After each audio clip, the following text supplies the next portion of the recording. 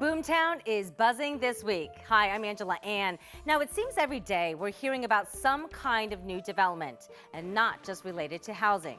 So, here's what we uncovered this week in Boomtown. It seems like we're behind the times when it comes to building affordable housing. It is a crisis impacting everyone in Boomtown. We're talking affordable housing. This week, a new housing coalition formed to seek solutions. So we'll show you how they're planning to fight this growing problem and what they say will happen if we don't start building more homes now. Plus, if you think traffic is bad now, just wait. It could get a whole lot worse. So how is Columbus making room for more drivers in neighborhoods where they can't widen the roads? We'll take our questions directly to the mayor and his answers just ahead. And there are 2 more data centers on the way to Central Ohio. Long gone are the days of Silicon Valley. Now all eyes are on the Silicon Heartland. See how Central Ohio is becoming the tech hub of the Midwest.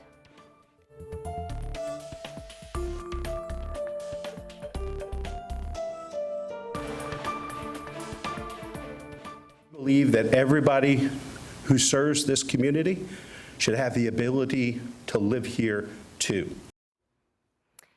That is the mission, but can Central Ohio leaders deliver on that promise? Thanks for joining us on This Week in Boomtown. I'm Angela Ann. There's a new coalition in Central Ohio that says it will add 200,000 new homes across the region by 2030. That is 5 years from now. 10 TV's Kevin Landers tells us what he uncovered when that coalition was announced this week. Housing is considered affordable if a household spends no more than 30% of the gross monthly income on rent. This property behind me in Lancaster is designed to meet that need. The question for cities across Central Ohio, can they attract developers to build more? Fairfield County Commissioner Jeffrey Fick says one of the keys to building affordable housing is to change the minds of a community. Change is hard, and there are communities that desperately don't want to change because they don't understand how change can be a positive for their communities. Affordable housing projects like this soon-to-be-built development in Reynoldsburg is a model of what other communities plan to build. It's a mix of affordable housing and workforce housing, something the region lacks. Can communities set aside land and say, this is, if you're going to build affordable housing in our community, this is where you have to build it? That's why Columbus and others have joined hands to create the Regional Housing Coalition to lower housing costs. That's why we're seeing rents and home prices, outpacing folks' incomes. And we know that there are tens of thousands of people, tens of thousands of households right now in our region where 50% of their income is going towards housing. Organizers say a mix of residential, retail, and manufacturing in one area can provide a city with reliable taxes for future generations. The goal of the coalition is to build 200,000 units in Central Ohio by 2030. This is going to be one of the most ambitious housing goals in all of America. If Central Ohio doesn't build more affordable homes, the Regional Housing Coalition says we will have fewer homes than families by 2030. In Lancaster, Kevin Landers, 10 TV News. We have Kevin with us now to talk more about this new coalition. So Kevin, you heard them say 200,000 new homes in the next 5 years. Does that sound a bit ambitious? I think it is ambitious, but Mayor Ginther had said that he believes it's something that we needed to do years ago. I think it's going to take more than just Columbus to build all this housing. I think they're going to need other communities, and that's part of what this coalition is about. Columbus can't do it alone, so they're hoping other communities will join in Columbus in this effort. And so they're saying that right now we are behind, right? And we're building about half the number of homes that we need every year, along with getting other cities to join in. Is there more of a public-private partnership to getting developers to really come on board? Absolutely. Mayor Ginther had said that President Trump is one that favors those public-private partnerships, right? And Mayor Ginther had told me that tax abatements are not off the table. They are trying to do everything they can to incentivize developers to come in and build this affordable housing. And it's going to take a combination of public-private partnerships. It may take tax abatements if that's what cities want to do. Anything they can do, really, to start jump-starting this new housing project. Because, again, they gave themselves that deadline of 5 years. How attainable is that goal, given how fast you and I have been reporting on this boom and this growth? You know, the devil's in the details on this. We don't know a lot about how this is all going to work. We know that what they're trying to do is get cities ready for potential development. What does that mean? To make sure cities have zoning codes in place, to make sure they have density projections in place, because these developers, they want to build a lot of homes in a small area because they're going to want a return on their investment, right? Sure. So that's what they're trying to do. They're trying to get these cities almost shovel ready so that when a developer does come to them, there's not a lot of red tape they have to go through. They can start the developments start immediately. And it's all about vertical, right? Going up. That's right. I do want to switch gears because you've also reported a lot about Intel over the past year. And we always hear how Intel and the tech is really driving these jobs, driving more people to come here. But do you feel like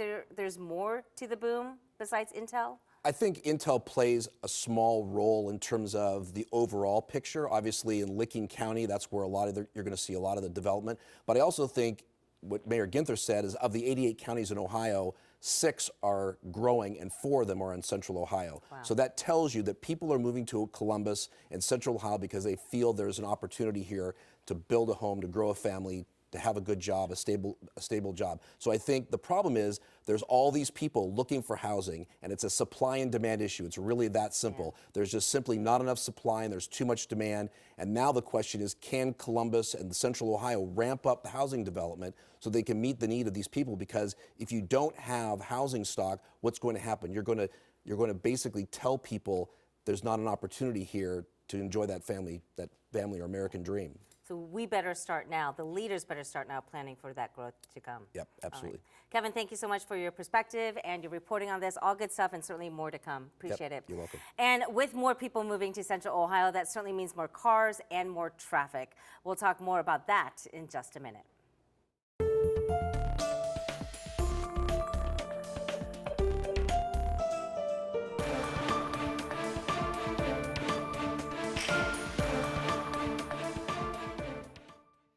Welcome back. So, in a decade's time, Columbus grew by 120,000 people. And in the next 25 years, the region's population is expected to increase by 35%, hitting that 3 million mark.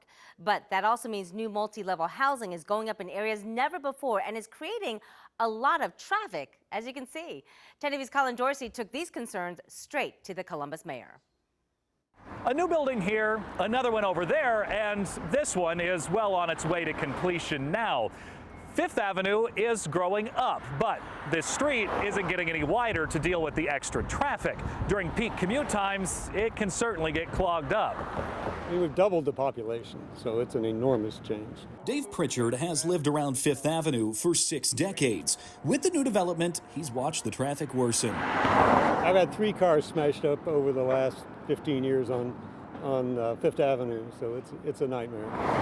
The increased congestion also affects rideshare drivers like William Parks. Traffic has picked up quite a bit, especially around this area with the new store there. So I took the concerns to the City of Columbus and Public Service Deputy Director Rory McGinnis. I asked him, how will the city make room for more drivers in neighborhoods where they can't widen roads? We want to make sure we have that infrastructure in place to make it easier for people to get to where they want to go, but have more options to do so. He points to the city's Link Us initiative, which strives to boost public transportation routes in addition to the number of bike paths and sidewalks. What we'd really like to do is, with Link Us, we're looking to increase COTA service by about 50%. And so if we're able to build more, if more people are using transit, we're going to be able to manage our congestion a lot more effectively as we grow. But that depends on people choosing to take a bus or a bike instead of the car. I asked Mayor Andrew Ginther if that's a real solution. People are complaining about the amount of traffic that is added to Fifth Avenue. Public Service points to Link Us. Is the city asking people to give up their cars, and is this really a solution to that problem? Well, I don't think anybody's asking folks to give up their car. So we're going to continue to work through this.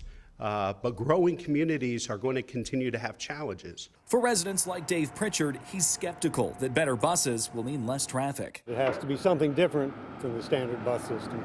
A hard sell these days. In Columbus, Colin Dorsey, 10 TV News. Colin, thank you. Now, new this week in Boomtown, we got our hands on a new image of a $100 million project.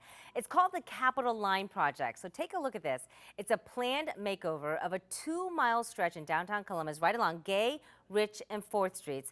All of this before crossing the river and closing the loop on Bell Street into Franklinton.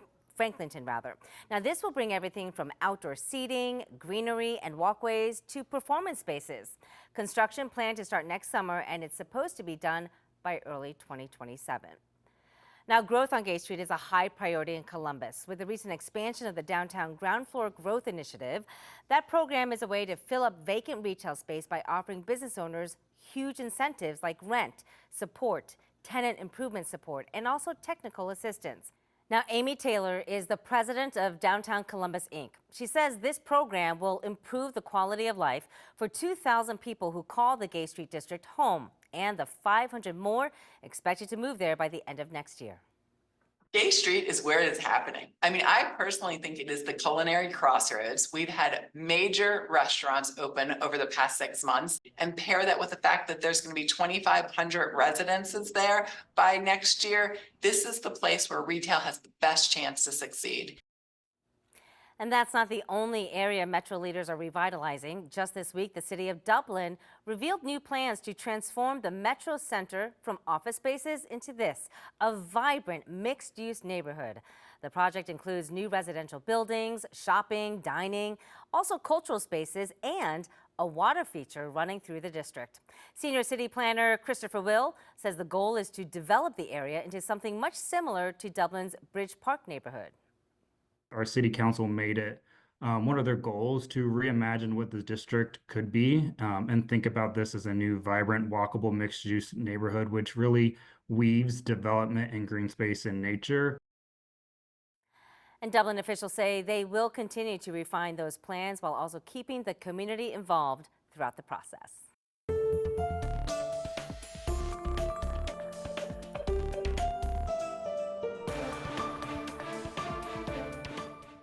Now, as Central Ohio booms, we are quickly becoming the tech hub of the Midwest. Some say we're already there. But just this week, we learned not one, but 2 more data centers are coming to the region. The first, Cologix. It's a data center company based out of Denver, and the company just announced it bought land for a new AI-ready data center campus in Johnstown. Cologix says it plans to invest more than $7 billion into it. And this is an expansion for the company, which already has roots in Central Ohio.